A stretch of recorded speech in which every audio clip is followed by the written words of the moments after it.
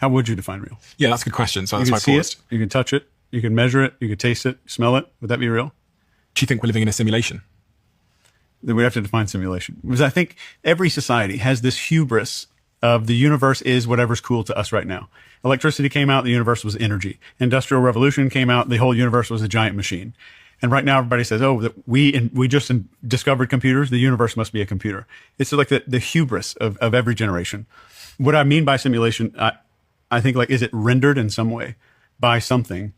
I study this stuff all day, every day of my life. And I think that the more discoveries we have in particle physics and quantum mechanics, the more they're proving the Hermetic principles right. What's that? These are the 7 ancient principles of this guy named Hermes Trismegistus, also known as Thoth, like an Egyptian guy. They're confused about his name. But he's like, he wrote these first 2 principles are the most important. The first one is all is mind. All is mind. All is mind. The all is mind. The universe is mental. And then the second one is as above, so below.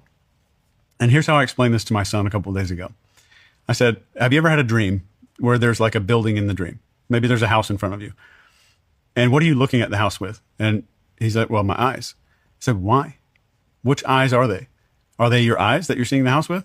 And he said, no, because you're imagining your own set of eyes to see the house with in your dream. Your eyes aren't there. Your body isn't there. So you're imagining the whole body and the world. And I said, what's the distance between you and that house in your dream? And he said, 30 feet. I said, what is the air made out of between you and the house? And he said, air. And I said, you have air in your dreams? Is it real air? And he said, no, it's my brain. And I said, so is there distance between you and the house? He said, no. What's the house made out of? Me. What's the air made out of? Me. The entire thing is me. The ground I'm standing on, the house, the clouds in the sky. So in a dream, you can verifiably prove that something is real. You can test it, you can touch it, and all of that. And the perception of it is very much real.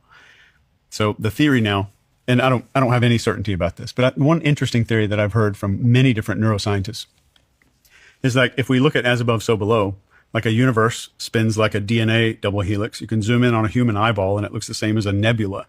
What if dreams are this level 1, and this is like level 2 of that, where we're hallucinating distance.